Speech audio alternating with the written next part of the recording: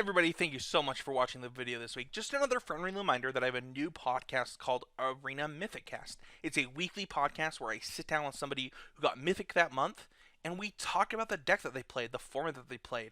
You know, one of the really cool things, and I talk about it in this video, about Arena is that Standard never dies anymore. Because of the fact that you have that ladder grind, you're going to play Standard the whole time. As long as your cards are in Standard, they have value because you can be grinding on the ladder with them. So every single week, I get to talk to somebody who got Mythic and talk to them about where they think this format is, where they think the format's going, and the deck that they're playing and how they got Mythic. So check that out every week here on ConstructiveCriticism.com, here on the YouTube channel, and on the Constructive Criticism #AlwaysImproving podcast network. Thank you, everybody, so much for watching this week's video. I'm really excited to bring it to you. So let's talk about Mono Red and enjoy this week's episode of Wednesday Night Warrior. Hello, everybody, and welcome to a video on the Constructive Criticism YouTube channel, or if you're listening at home, welcome to Wednesday Night Warrior. Today, we're talking about a deck that might surprise some people. Maybe you'll be thinking to yourself that this deck isn't well positioned right now, and we're not just going to talk about it right now. We're going to talk about Mono Red. I want to talk about Mono Red in this specific Standard format that a lot of people are saying is dead, but one of the things that I really like about MTG Arena is that I don't think that Standard ever dies on Arena due to the fact that ladder exists and other factors. I think it's safe to say that a lot of times Standard lives until rotation because you could always be trying to get those wins on that ladder grind. And that's something really powerful that I think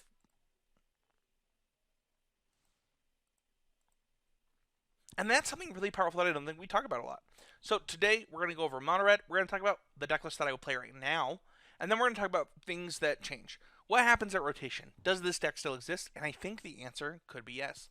So we're going to go into my Arena account, and I'm just going to kind of read over the deck list for those of you at home that it might be listening instead of watching. We have 4 Fanatical Firebrand, 4 Ghitu Lavarunner, 4 Shock, 4 Lightning Strike, 4 Viashino Pyromancer, 4 Runaway Steam-Kin, 4 Goblin Chainwhirler, 4 Light of the Stage, 4 Wizard's Lightning, 2 Chandra Acolyte of Flame, and 3 Experimental Frenzy with 19 Mountains. So you notice that 19 Mountains, that's something we're going to talk about. Our sideboard right now is 4 Direfleet Daredevil, 2 Fry, 3 Lava Coil, 3 Blood Sun, 2 Tibalt, Rakish, is it Rakish? Instigator? And then 1 Chandra Fire Artisan. So the first thing we'll notice is there's not 20 lands in the deck. There's 19 lands total. Our curve is a little bit lower than typical Mono Red, and it's because we're a Chandra deck too. And specifically Chandra Acolyte of Flame. This is a card that I just think is really powerful. You're just going to play your best burn spells and your best spells with it, and just try and be the best Chandra deck that you can be. I think this deck is really well positioned. I don't think people are ready for it. I know that some people are in favor of Spitfire or different different styles of Mono Red deck. I know that there's the enchantment version that plays the 2-mana enchantment that whenever you attack with a creature it deals damage and stuff like that. I think that this version is correct. Like, I think the Runaway Steam-Kin Experimental Frenzy is really good, and then you're just kind of a consistent aggro deck with Chandra Acolyte of Flame for a little bit of reach, with Light of the Stage as well. Overall, I've been really, really happy with this list, and if I was going to play a Standard tournament tomorrow, I think that I would actually play Mono Red, and that's not something that I say a lot in Magic. And I'm just really happy with the list overall. I know that there are 2 really big boogeymen in the format.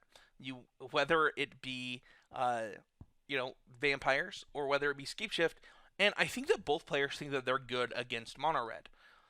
I don't think that's true. I think that your bad matchup, in my experience, has been Esper Control and Esper Hero.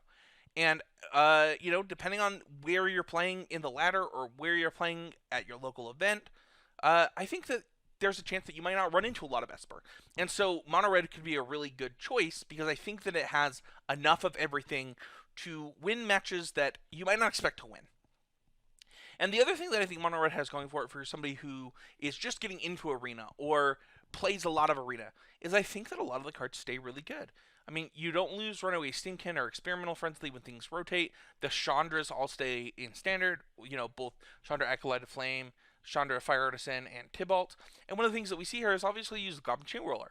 But, if you're crafting Chandras, you might not have to worry about that because Chandra stays in. The one thing that I think is important that you do lose is you lose all your 1-drops. Both Fanatical Firebrand and Ghitu Lavarunner are going to rotate. You lose Viashino Pyromancer, which is fine. I think Ember Hauler is a great replacement. But then you also lose Wizard's Lightning. But I mean, you get to keep Skewer the Critics and stuff like that. So depending on the speed that you want your deck to be, Skewer the Critics is totally something that you could be doing. There's tons of other ways that you'll be able to utilize some of the cards that you craft. Obviously, you'll lose things like Daredevil if you don't have those. But, there's other ways to build this deck. And you get one of the best sideboard cards in the form of Fry and things like that. Overall, I think, you're going to be keeping your Lava Coils. You're going to be keeping lots of things because Ravnica's not rotating. And with Ravnica not rotating, those Experimental Frenzies and those Runaway Steam-Kins are just this really powerful core of this deck with really powerful sideboard cards. Scapeshift is going to rotate. You're not going to need Blood Sun when Blood Sun rotates. But if you're looking for a deck right now to grind with, that, yeah, you lose some breaks and things like that, but you're going to get those back in gold that you're going to win. You're going to get that back in different ways. I think Mono Red's a really good choice and something that people should be considering more of. You just have so many powerful draws, and you're playing one of the best cards in the format in the form of Experimental Frenzy. Now, that being said, we just talked about how I like Goblin Chainwhirler and Chandra, but Chandra Spitfire doesn't go away. You're going to be able to play Chandra Spitfire in the future once, things in the deck rotate. There's so many cards in red that you can look at to kind of find ways to gain advantage. Fight with Fire will go away, but you're not even playing that in your sideboard right now. I know that a lot of people have been impressed with Legion Warboss in the main in some formats. So if you want to go super fast, maybe you have this Legion Warboss Skewer the Critics deck. There's tons of things that you can be doing. Risk Factor doesn't rotate, if I'm not mistaken. So there's that as well. So there's lots of things that this deck does really well that's going to stay around. And I think that's great. There's also the idea, I know that I floated around, of playing something like an Elementals deck, right? So you play the 4-mana Chandra Novice Pyromancer, and then you play the 1-drop Elemental that triggers your other Chandra in the form of Scorch Spitter. And you kind of get to have the same style of aggressive deck, right? Like, it's so easy to replace things like Ghitu Lavarunner or Fanatical Firebrand because they're just not that good at cards anyway. And I think that Mono Red just kind of has some legs that a lot of decks aren't going to have the same benefit from. So overall, I think that right now, you're going to be one of those decks that can put enough pressure on a Nexus deck, or can. I think that Scapeshift can be hard if the Scapeshift player is really good, but at the same time, you're just Mono Red, and sometimes you're going to win Mono Red games. I think Blood Sun right now is a great addition to this deck. Mono Red is one of the decks where when I play Blood Sun, I'm actually happy to play it, and that's a lot to be happy about. Because a lot of decks, their hate cards don't really work against Scapeshift, and I think this deck applies enough pressure where something like Blood Sun is going to actually do that. It doesn't cost you a card. It may take them extra turns to have a game plan against you if they can even beat it if they don't have a Teferi. So overall, this is a deck that I would recommend going into this week, or possibly a couple of weeks going into the standard, because if you're trying to grind on ladder, you're looking for a deck that you can buy right now, get grinding on ladder, and continue to grind afterward for a small amount. I think this is a deck for you. Leave a comment. Let me know what you think of this list. There will be a list in the description below. Give it a like, give it a thumbs up. Let me know if these type of videos are helpful for you. I know it's short. I wanted it short and to the point, and talk about the deck now, the deck where it transfers, the things going on. I don't know what's coming, but I know that cards like Ember Hauler, Chandra Spitfire that we talked about, I know these cards are powerful cards. I know that there are replacements for the things that you're losing that you could even consider playing now. There are worlds in which Scorch Spitter already sees play. We already know that people are playing Conclave of Calamity.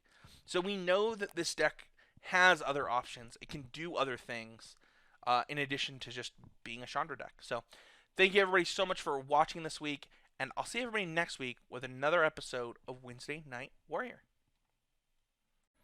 Hey everybody, one more thing before I go. I just want to say I'm looking for new ideas for Wednesday Night Warrior. This is a video series that I have a lot of fun doing, but sometimes it can be hard to figure out what you guys want me to talk about. So if you have an idea for a video that you want to see on the Wednesday Night Warrior, lineup, leave a comment, whether you're on PureMTGO.com, our sponsor, or whether you're on Constructive Criticism or the YouTube channel.